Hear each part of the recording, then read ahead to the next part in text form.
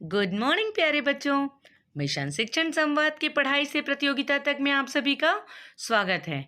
बच्चों, आज हम प्राथमिक स्तर के सामान्य विज्ञान में टॉपिक राष्ट्रीय प्रतीक एवं स्मारक के बारे में जानेंगे। तो आइए बच्चों, सबसे पहले हम वर्कशीट के माध्यम से अपने राष्ट्रीय प्रतीकों के बारे में समझते हैं। Worksheet number 6।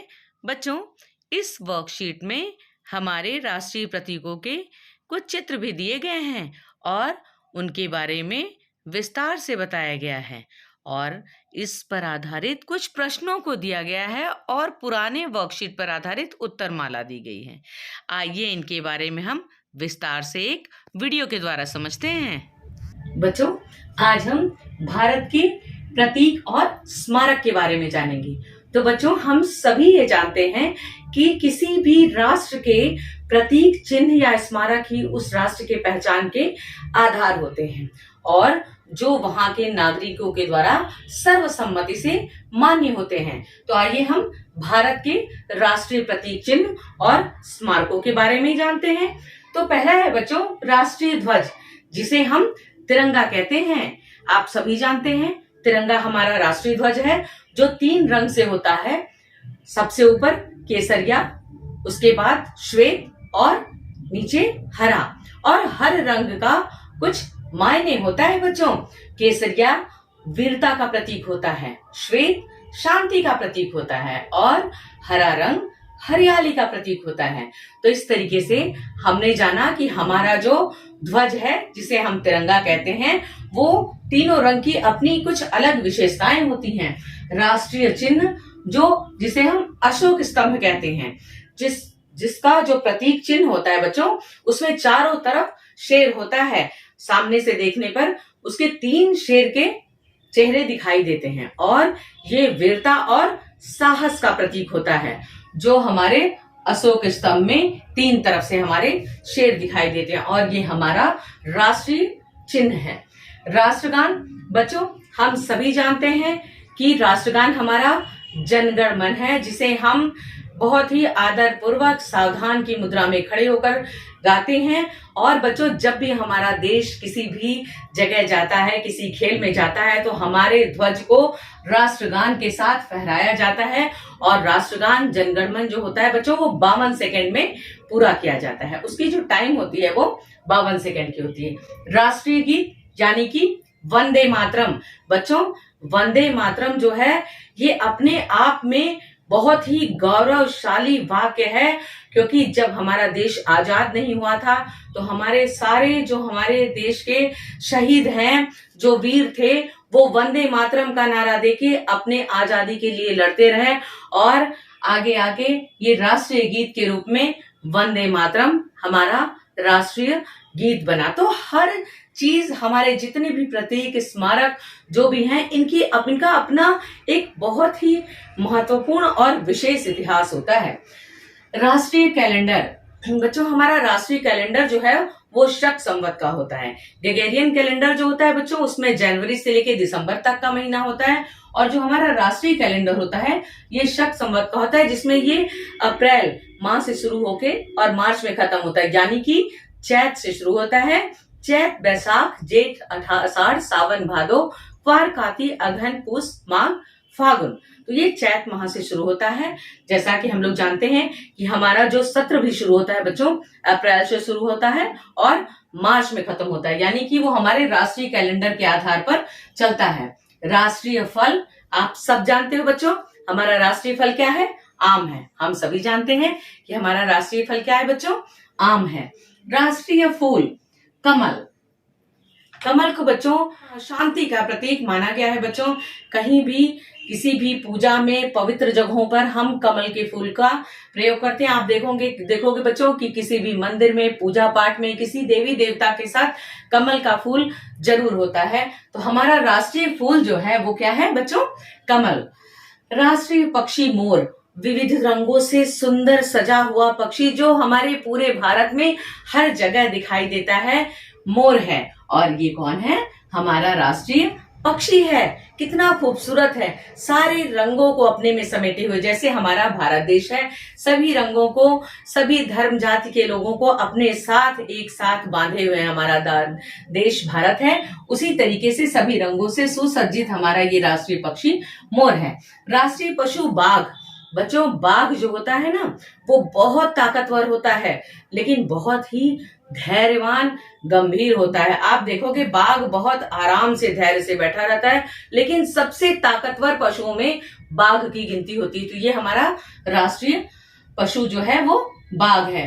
राष्ट्रीय वृक्ष बरगद। आप लोगों ने देखा होगा कि बरगद का वृक्ष कितना विशाल होता है, और बच्चों ये सबसे दीर्घायु होता है, बहुत लंबे समय तक रहता है, और कितने लोगों को अपने छाये में, अपने वृक्ष में वो शरण देता है। तो हमारा राष्ट्रीय वृक्ष जो है बच्चों बरगद है।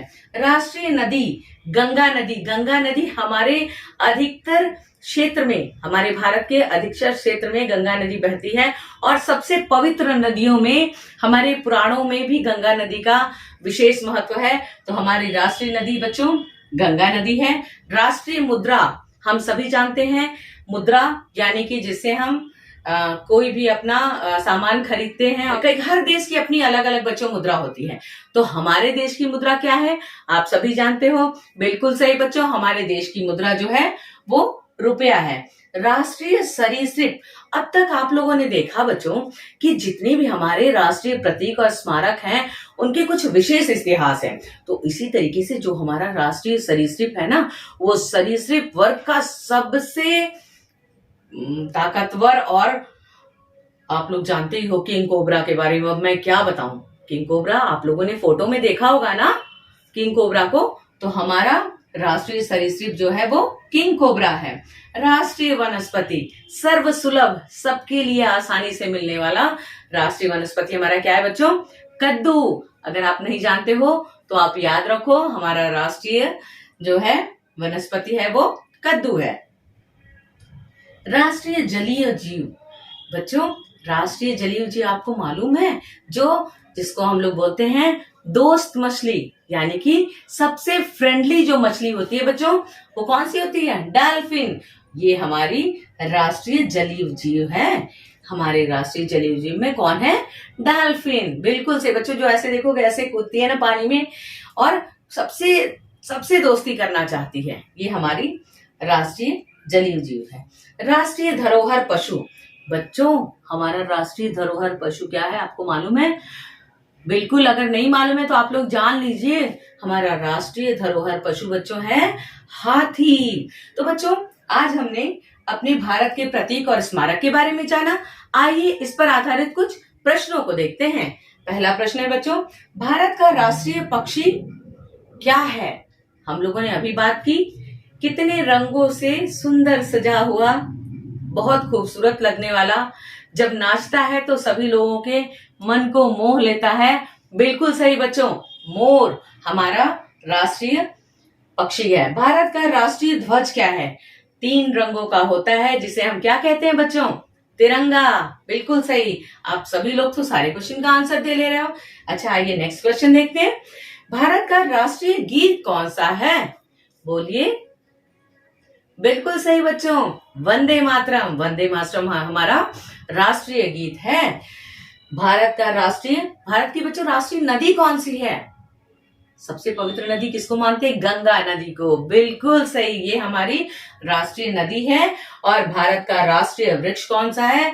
विशालकाय वृक्ष जो हमारा है, बिल्कुल बच्चों, बरगद का वृक्ष जो है हमारा राष्ट्रीय वृक्ष है। तो बच्चों, आज हमने भारत के राष्ट्रीय प्रतीक और स्मारकों के बारे में कुछ महत्वपूर्ण जानकारियां एकत्रित की। आइए इनके बारे में आगे कुछ और समझते हैं। तो चलिए देखें।